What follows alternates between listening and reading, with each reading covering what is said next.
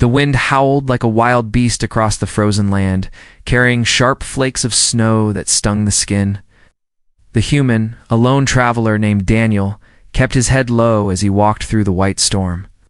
His thick coat was heavy with frost, his boots sinking deep into the powder with each step. This planet was known for its brutal winters, and only the desperate or the foolish wandered far from shelter at this time of year.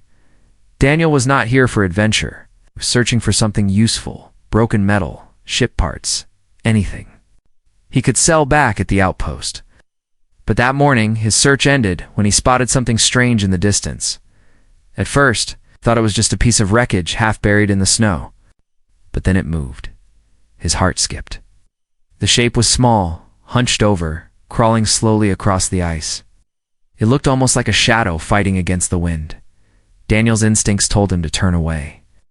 Strangers in the snow often meant trouble, but something about the way the figure moved made him stop.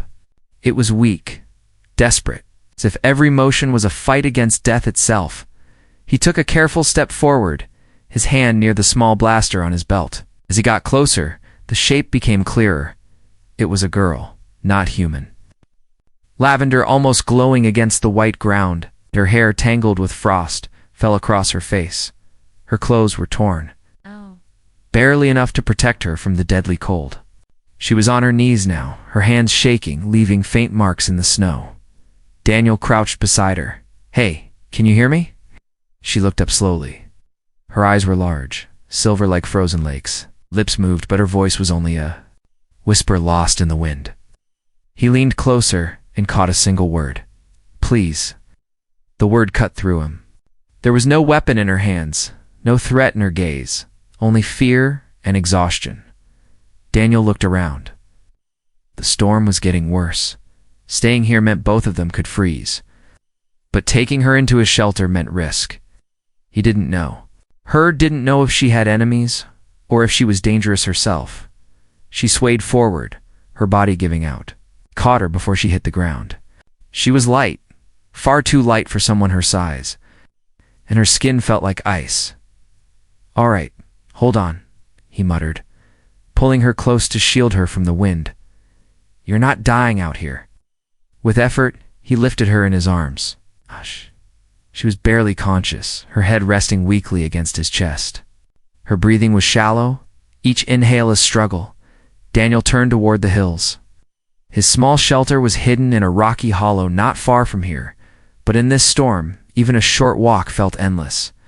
The snow whipped against his face, and the wind pushed against him like an invisible wall.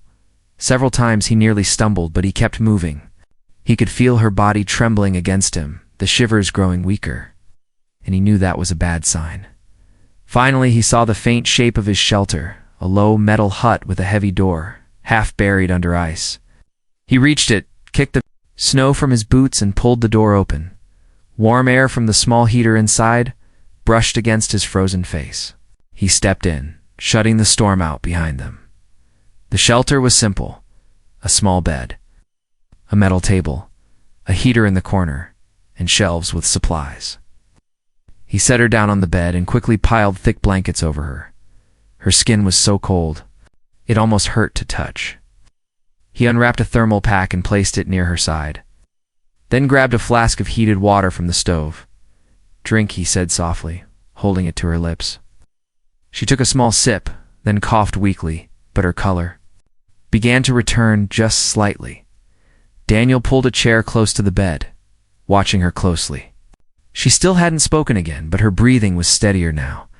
He couldn't stop wondering, why was she out there alone? Had her ship crashed? Was she escaping something? Her eyes fluttered open again, and she looked straight at him. For a moment, there was no fear in her gaze, only a strange kind of relief. She tried to speak again, but her voice was broken and dry. He leaned forward. "Save me, please," she whispered. Daniel frowned. "I already did. You're safe. Now?" But she shook her head weakly, as if to say he didn't understand.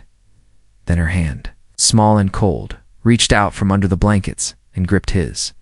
Her touch was soft, but urgent. Daniel felt something in that moment, a sense that this was not a chance meeting. Whatever had happened to her out there in the snow was only the beginning. Outside, the wind roared against the metal walls. But inside the shelter, there was silence. Daniel sat there, holding her cold hand, wondering what kind of trouble had just walked into his life. And somewhere deep inside, a quiet voice told him this girl was about to change everything. The heater hummed softly in the corner, fighting the cold that clung to the walls like a living thing. Daniel sat in the chair beside the bed, his elbows resting on his knees, eyes fixed on the girl lying under the heavy blankets. She hadn't moved much since he brought her in, except for the occasional faint shiver. Her breathing was shallow, her lips pale and dry. Every few minutes, Daniel reached over to check the thermal pack against her side. It was warm, but her skin was still too cold. He had seen people freeze to death before on this planet. It didn't happen all at once. The body slowed down little by little, and when the shivers stopped, that was when you knew the end was close. He wasn't going to let that happen to her. Leaning forward, he poured more hot water into the metal flask and slid an arm behind her shoulders. She felt weightless, her head lolling slightly as he helped her sit up. "Here," he said, holding the flask to her lips. "Drink it slowly." She obeyed, sipping the warm water in tiny gulps. The heat seemed to spark something inside her. Her eyes blinked open a little wider, her breathing just a bit steadier. "That's it," Daniel murmured, lowering her back onto the bed. "You're going to make it." Stared at him. Then, in a voice that was still hoarse and soft, she said, "Why?" Daniel frowned. "Why? What? Why? Help me." Her silver eyes searched his face, as if trying to read the truth in his expression.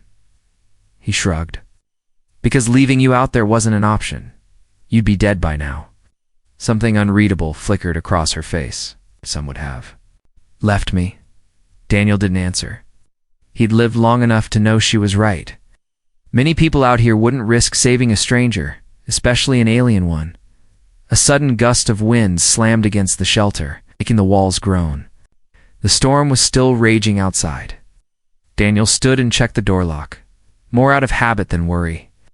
No one in their right mind would be out in weather like this. When he turned back, he saw her trying to push herself up. She was trembling, but her eyes were locked on him with sudden determination. "You shouldn't have found me," she said. Daniel raised an eyebrow. "Why not? It's dangerous." She hesitated, glancing toward the door. "For you." Crossed his arms. "Dangerous how?" Before she could answer, her strength gave out, and she sank back into the blankets. Her hand reached for his again, just like in the snow. Her skin was still cold, but it wasn't as icy as before. That was a good sign. He sat back down beside her. "Listen, you're not making sense right now. Just rest. You can tell me everything later." Her lips pressed together as if she wanted to argue, but the weight of exhaustion pulled her eyes closed again. Daniel leaned back in the chair, still watching her closely. The fire from the heater flickered faintly, casting warm light across her face. In the glow, he could see faint markings along her cheekbones, pale lines that shimmered slightly, like patterns carved into ice. He had never seen anything like it. Hours passed in slow silence, broken only by the wind outside. Every so often, Daniel adjusted the blankets, refreshed the thermal pack, or refilled her flask. Each time she stirred a little more, her voice growing just slightly stronger. By the time the storm began to fade, she was able to keep her eyes open without drifting off. She sat up slowly, the blankets pooling in her lap. "You are human," she said softly, as if confirming something she'd only guessed before. "That's right," Daniel replied. "Name's Daniel." "You." She hesitated. "Liara." The name rolled off her tongue with a quiet grace. Daniel gave a small nod. "All right, Liara. Want to tell me what you were doing out there?" Her gaze dropped to the floor. "Running." "From what?" She didn't answer. Instead, she reached for the flask again and took another sip. The silence stretched, and Daniel didn't push her. People only revealed their stories when they were ready, and something told him hers wasn't going to be simple. After a moment, she looked back up at him. "You should have left me." Daniel gave a dry laugh. "Keep saying that. Guess it's not how I do things." Her silver eyes studied him for a long moment, as if weighing whether she could trust him. Then, without warning, she said something. That made him sit up straight. I can pay you. Daniel frowned. I didn't save you for money. Not money, she said quietly, her voice trembling, but not from the cold this time. I can give you myself. The words hung in. The warm air between them, heavy and strange. Daniel stared at her, unsure if he'd heard right. What does that mean? It means, she said, her gaze steady despite her weakness, I will stay with you. Do what you want if you keep me safe. Daniel leaned back, unsure whether to laugh, be angry, or feel sorry for her. He didn't know if this was a cultural thing, some alien tradition, or just desperation speaking. But he knew one thing. Whatever had driven her to this point was bigger than just the cold. Outside, the storm was ending. But inside, something far more dangerous had just begun. Daniel didn't speak at first. The small shelter seemed even smaller now, the air heavy with what she had just said. Liara sat wrapped in his thick blankets, her silver eyes locked on him, unblinking, waiting for his answer. Her words echoed. In his mind, I will give you myself, if you keep me safe. He leaned forward, elbows on his knees, and shook his head slowly. Liara, I'm not interested in. Whatever this is, you don't need to pay me for saving your life. Her gaze didn't waver. You think I offer because I want to? No. This is how my people repay life debt. If we fail to give something equal in value, we dishonor ourselves. Daniel rubbed his forehead. Equal in value. You think your life is worth? He stopped himself, realizing where she was going. It is not about what I think, she interrupted softly. It is our law, my body, my loyalty, my service, until I believe the debt is repaid. Daniel exhaled slowly. What happens if I refuse?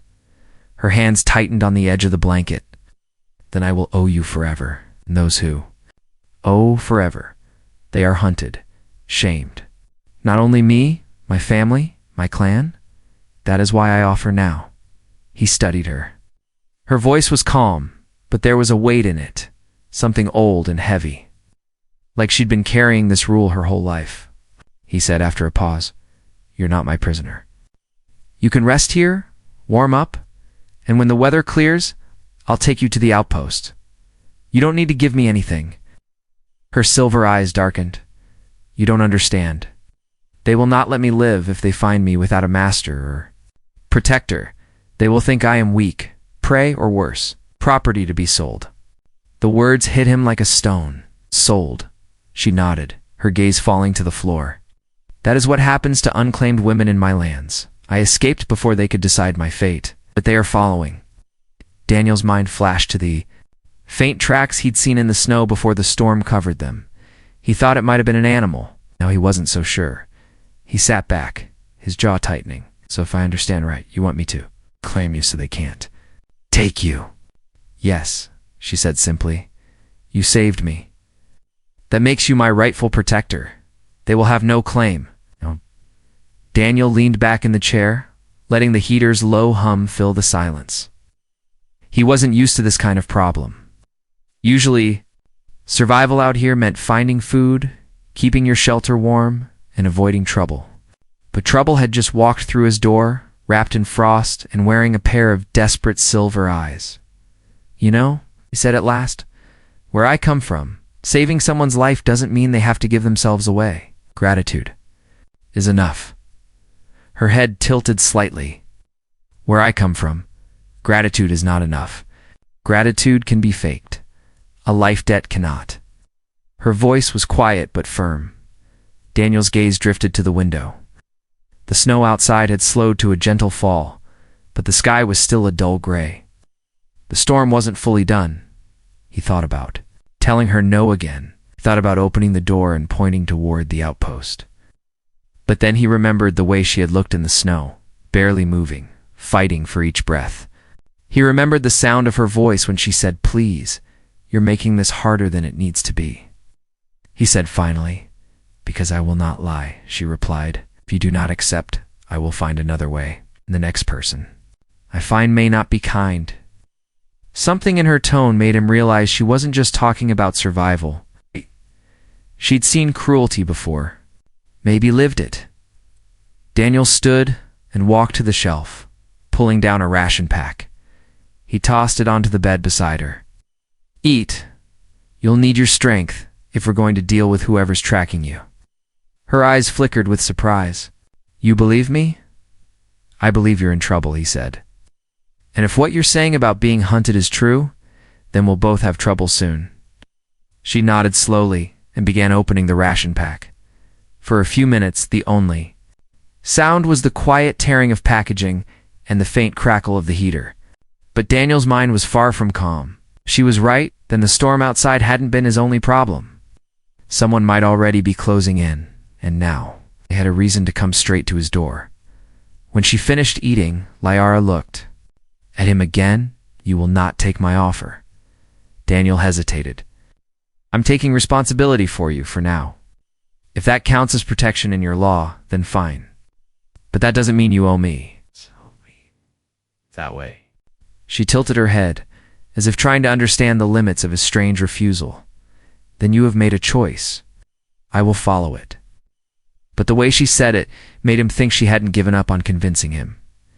Daniel checked the rifle leaning against the wall, then moved to secure the door. He had a bad feeling they'd need it soon. Outside, the snow had stopped falling, but far on the horizon.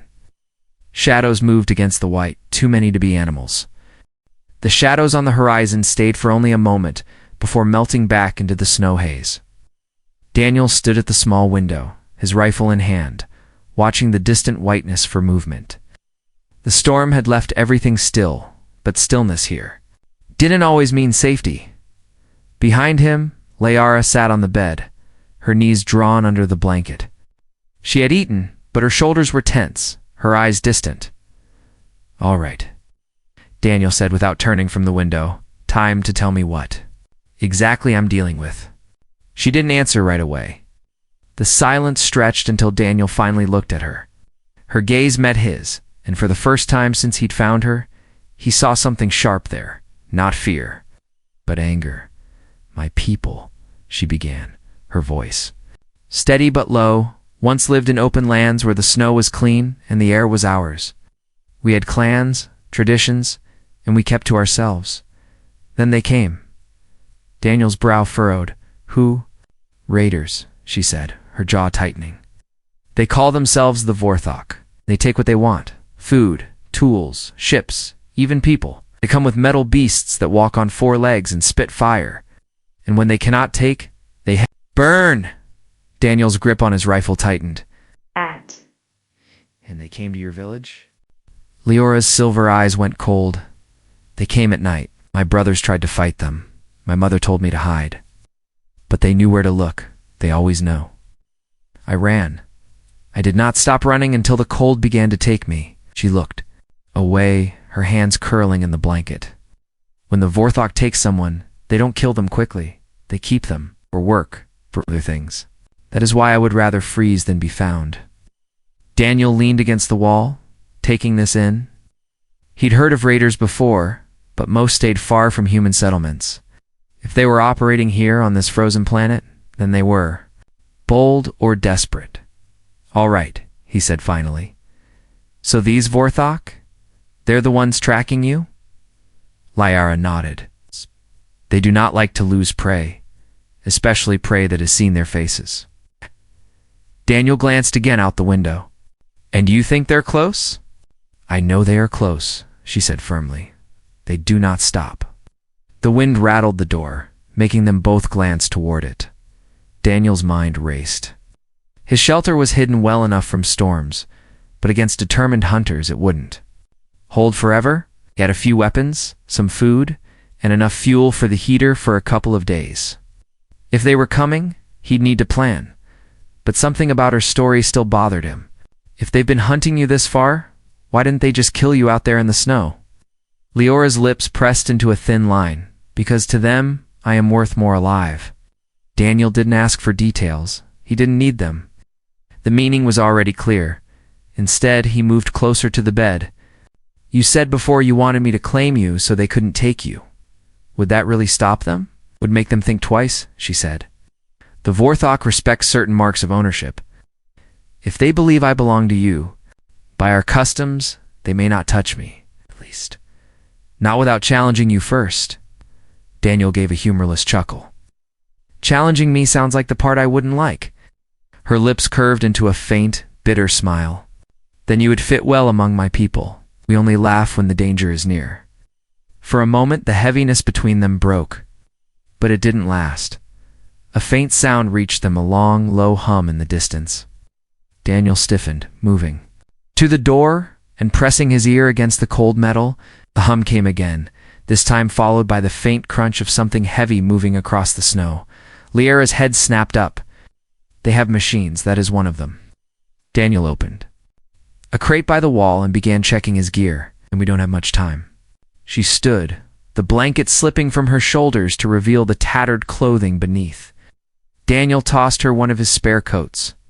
It will be too big, she said, pulling it on anyway. It'll keep you alive, he replied.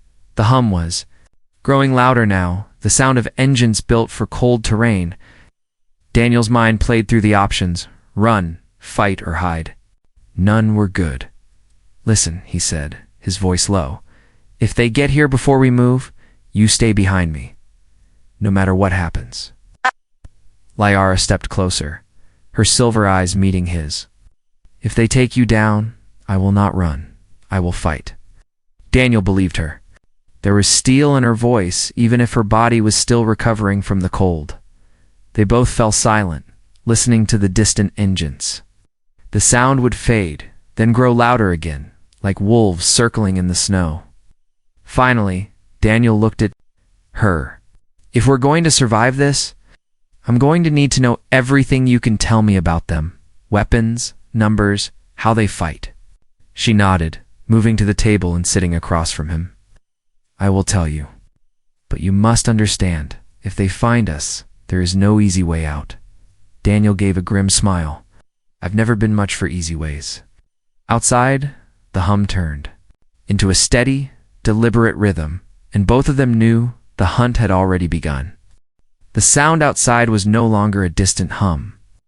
It had weight now, a slow, steady vibration that Daniel could feel through the floor of the shelter. Something large was moving closer, crunching through the snow with purpose. Liara stood near the table, her hands clenched into fists, inside the oversized sleeves of his coat. She didn't speak, but her eyes were fixed on the door, as if expecting it to burst open at any second. Daniel checked his rifle again, sliding a fresh charge into place. How many are we talking about? Not more than 6, Liara said. Quickly, but each will be armed, and they do not miss. Daniel glanced at her. 6 is still bad news. She nodded. They are used to prey running. They will not expect you to fight. Daniel gave a small smirk. Then maybe we give them a surprise. He moved to the supply crate, pulling out a small bundle of metallic spheres. Liara tilted her head. What are those? Thermal flares, he said. Heat so bright it blinds night optics. Might buy us a few seconds if they get too close. She looked impressed, though her face stayed serious. That could work, if you use them right. The crunching outside grew louder. Then came another sound, a strange high-pitched whine, almost like the cry of a wounded animal. Lyra's eyes widened. They've released the sniffers. Daniel raised an eyebrow. The what? Tracking beasts, she said quickly. Half machine, half flesh. They can follow a scent for miles, even in a storm. And they bite. Daniel swore under his breath and moved to the door. Then we can't stay here. They'll pin us inside. Liara grabbed his arm. You mean to run? Head for the ridge, he said. Rocky ground will slow the sniffers and block their signal. If we're lucky, we can lose them before nightfall. Her grip tightened. If we are not lucky, then we make them regret following us. She studied him for a moment, then nodded. Very well, but I will carry my own weapon. Daniel tossed her a compact blaster from the crate. She caught it easily, checking the charge like someone who knew how to use it. They moved fast. Daniel slung his rifle over his shoulder, strapped the flares to his belt, and stuffed extra power cells into his coat pocket. Liara pulled the hood low over her face, hiding her pale features from the cold glare outside. When Daniel opened the door, the cold slammed into them like a wall. The wind had died, but the air was still sharp enough to bite through layers.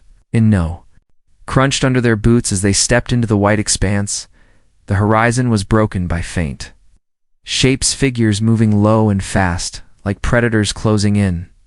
Behind them, a massive four-legged machine lumbered forward, its metal frame steaming in the cold. Daniel didn't look back again. Move. They headed toward the ridge, the snow deepening around their legs. The sniffers were faster than the heavy raiders, but they weren't silent. Daniel could hear their mechanical legs clicking, their breath a strange metallic rasp. When one came too close, he spun, yanking a flare from his belt and hurling it into the snow. It erupted in a burst of red-white light, sizzling against the ice. The sniffer shrieked, veering away as its sensors overloaded. Good, Liara said, firing a quick shot at another that darted through the haze. It collapsed in the snow, smoke curling from its metal hide, but the ridge was still far, and the raiders were gaining. A blast of plasma sizzled past Daniel's head, melting a streak into the snow. He dropped to one knee, returning fire, forcing two of the raiders to dive behind their machine for cover. Keep moving, he shouted. Liara stayed just ahead of him, her blaster spitting short bursts of light. She moved with surprising skill even in the deep snow. Another flare went off, this time thrown high into the air. It cast wild shadows across the ice, confusing the sniffers and giving them a few seconds to push forward. By the time they reached the base of the ridge, Daniel's breath was burning in his lungs. He pulled Liara into the shadow of a large boulder. We climb from here. Liara glanced up the steep rock face. In this snow? Better than dying in the open, he said. They began to climb, boots slipping against the icy stone. Daniel went first, pulling Liara up when her footing gave way. Behind them, the raiders shouted in their harsh language, the sound of their machines echoing in the cold air. Halfway up, a plasma shot slammed into the rock beside Daniel's head, showering him with fragments. Cursed, shoving Liara higher. When they reached the top, the view opened to a maze of jagged rocks and narrow paths. Perfect cover. Daniel dropped behind a ridge of stone, scanning the open ground below. The raiders had stopped at the base, their machines circling as if searching for another route. They'll try to come around, Liara said, crouching beside him. Daniel nodded. Then we'll be ready. He pulled another flare from his belt and set it beside him, his rifle ready. The hunt wasn't over, it was just changing ground, and in the frozen silence above the ridge, he decided something. If the Vorthach wanted this girl so badly, they were going to have to pay for every step they took toward her. The cold air on top of the ridge was still, but it carried the heavy tension of an unseen enemy. Daniel crouched low behind a jagged wall of rock, the icy surface rough under his gloves. Beside him, Liara stayed close, her silver eyes scanning. The white maze below the Vorthach had not rushed in. They were smart enough to know climbing after prey on open rock was dangerous. Instead, they spread out, moving along the base of the ridge, searching for a path up. Daniel checked the charge. On his rifle, full. He had 5 thermal flares left. Not much, but enough to use wisely. Liara shifted, her breath visible in the freezing air. They will try to split us, she whispered. 2 will keep our eyes forward, while others circle behind. Daniel gave her a quick nod. Then we won't give them the chance. A low metallic growl echoed through the rocks, the sound of one of the sniffers. It was climbing the ridge fast, its claws biting into the stone, its glowing eyes searching for heat. Daniel motioned for Liara to take position a few meters away, covering the narrow path that curved behind them. She moved like someone who had fought before, her blaster ready. The first sniffer lunged into view, its half-metal face snapping open to reveal rows of sharp teeth. Daniel didn't hesitate. One clean shot to the head and the machine beast tumbled back down the slope, sparks spraying from its neck. But that shot was the signal the raiders needed. Shouts rose from below, followed by the hiss of plasma fire. Bright bolts streaked through the cold air, striking the rocks around them, filling the ridge with heat and steam. Daniel dropped flat as a shot blasted into the stone above his head. He leaned out just enough to return fire, hitting one of the raiders in the shoulder and sending him spinning into the snow, from the other side of the ridge. Liara fired in quick bursts. 2, coming up the rear path. She called out Daniel, grabbed a flare, yanked the pin, and rolled it down the slope toward the attackers. It exploded in a flash of burning white light, the heat distorting the air. The raiders stumbled, shielding their eyes, and Liara used the moment to drop one with a clean shot. But there was no time to breathe. Another sniffer climbed over the rock edge in front of Daniel, moving low and fast. He barely had time to swing his rifle before it pounced. The weight slammed into him, knocking him onto the icy ground. The beast's breath was a mix of steam and oil as its jaws snapped inches from his face. Daniel shoved his rifle between its teeth, forcing it open just long enough to pull the trigger. The shot went straight through its skull, and the beast went limp, collapsing on top of him. He pushed it off and scrambled back to cover. Liara glanced at him, her eyes sharp. "You're slow," Daniel gave a grim smile. "You're welcome." The Vorthach were getting closer now. Their armored forms moved between the rocks, glowing visors scanning the ground. Daniel knew if they reached the top in numbers, it would be over. He pointed to a narrow choke point, a gap between two boulders where only one could pass at a time. "We hold there." Liara didn't argue. They both moved, boots crunching, softly in the snow, and took position on opposite sides of the gap. The first raider to appear came charging, his plasma rifle up. Daniel fired first, hitting him square in the chest and sending him backward into the snow below. The second one stepped forward, firing wildly, forcing Daniel back for a moment, but Liara moved in, catching him in the side with a precise shot. The raider staggered, dropped his weapon, and fell without a sound. The fight became a brutal rhythm, the hiss of plasma, the crack of Daniel's rifle, the sharp snap of Liara's blaster. The rocks amplified every sound, making it feel like the battle was happening all around them. Then a deeper rumble shook the ridge. Daniel glanced over the edge and saw the four-legged Vorthach war machine climbing after them, its claws digging into the rock like anchors. "That thing's not stopping," he said. Liara's face hardened. "Then we stop it." Daniel pulled. His last 2 flares will use the heat to overload its sensors. When it freezes, you aim for the joints. They moved together without hesitation. Daniel stepped out from cover, lit both flares, and hurled them toward the climbing machine. The sudden burst of light and heat made it rear back, its legs locking for a brief second. Liara didn't waste the chance. She fired 3 quick shots into the knee joints, the metal bursting under the force. The machine slipped, one leg giving way, and then gravity did the rest. It fell backward, crashing down the slope, smashing into the snow and sending shards of ice into the air. The sound echoed across the frozen land. The remaining raiders hesitated just long enough for Daniel to drop another one with a clean shot. The rest retreated, their shouts fading as they disappeared into the storm haze below. Silence returned to the ridge. Only the soft wind and the hiss of cooling metal remained. Daniel lowered his rifle, his breath heavy. Liara leaned against a boulder, her shoulders rising and falling as she caught her breath. "They'll come back," she said quietly. Daniel nodded. "Then we'll be ready." In the cold light of the fading day, their eyes met, not with relief, but with the shared understanding that the real danger wasn't over yet. The ridge was quiet again, but Daniel knew quiet could be a trick. The Vorthach were smart hunters.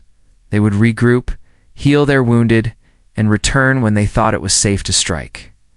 For now, though the cold was their biggest enemy, the battle had burned through their strength, and the freezing air was already stealing it away again. "Come on," Daniel said, slinging his rifle over his shoulder. "We can't stay up here." Liara followed without a word. She moved slower. Now, the fight having drained what little energy she had regained since he'd found her, her silver eyes stayed sharp, scanning the horizon. But her steps were heavy in the snow. They made their way back toward the shelter, choosing a long winding path through the rocks to avoid leaving a straight trail. The wind had picked up again, whistling through the stone like a warning. By the time they reached the small metal hut, Liara was leaning on him for support. Daniel pushed open the door, and the sudden rush of warm air from the heater wrapped around them like a blanket inside. The world felt smaller, but safer. The scent of hot metal and burning fuel was sharp in the air. Daniel helped Liara to the bed and tossed more fuel into the heater, the flames inside dancing higher. She sat quietly, watching him with an unreadable expression. "You risked your life for me again," she said softly. Daniel shrugged, checking the door's locks. "Seemed like the thing to do." "That is twice now," she continued. "In my people's eyes, the debt grows." He turned, meeting her gaze. "I told you before, you don't owe me anything." Her lips curved into the faintest smile. "And I told you before, in my world, gratitude is not enough." Daniel sighed, sitting across from her at the small table. "Your world sounds like it's got too many rules." She tilted her head. "And yours sounds like it has none." For a moment they just looked at each other, the crackle of the heater filling the silence. Outside, the storm's low howl was muted by the thick metal walls. Daniel poured 2 mugs of heated water and slid one toward her. She wrapped her hands around it, savoring the warmth. "You're not safe yet," he said. "If they really want you, they'll come back." She nodded slowly. "They will. But next time, they will know you are not like others they have hunted." Daniel leaned back, studying her. "You fought well today." Her eyes softened. "Fight because you gave me reason to. Nice. Before I ran because I had no one to stand with me. I am not running alone." Her words lingered in the air, warm in a way that had nothing to do with the heater. Daniel stood, pulling a blanket from the shelf and tossing it to her. "Rest. You're still recovering." She caught it, holding it to her chest. "And you, keep watch," he said simply. But when he moved to the chair near the door, she spoke again, quieter this time. "You don't have to sit alone." Daniel hesitated, then crossed back to the bed and sat at the edge. She shifted, making space. For him, the thick blanket covering them both, the heat from the fire mixed with the slow rhythm of her breathing. For the first time since he'd found her, she didn't look like someone waiting for danger to crash through the door, you know, Daniel said after a while. "When I first saw you in the snow, I thought you were already gone." Her silver eyes met his. "When I first saw you, I thought you would leave me there." He shook his head. "Guess we were both wrong." A faint smile touched her lips. "And now?" Looked at the door, then back at her. "Now I think maybe having you here isn't as much trouble as I thought." Her smile grew warmer and she leaned back, letting the blanket settle over her shoulders. "You will find," she said, "that trouble is sometimes worth keeping." The heater's glow painted her features in soft light. Daniel found himself thinking not about the next fight, but about the strange twist of fate that had brought her to his path. They sat there for a long time, the outside world fading away. The snow would still fall, the Vorthach would still hunt. But inside this small shelter, there was a fragile peace, one built from survival. Trust, and something else neither of them dared name yet. Eventually, Ayara closed her eyes, the tension in her face easing as she drifted toward sleep. Daniel stayed awake, his rifle within reach, listening to the storm and the steady sound of her breathing. And somewhere in that quiet, he realized something. The frozen world outside could take almost anything, but it could not touch the warmth they had built here. Not tonight.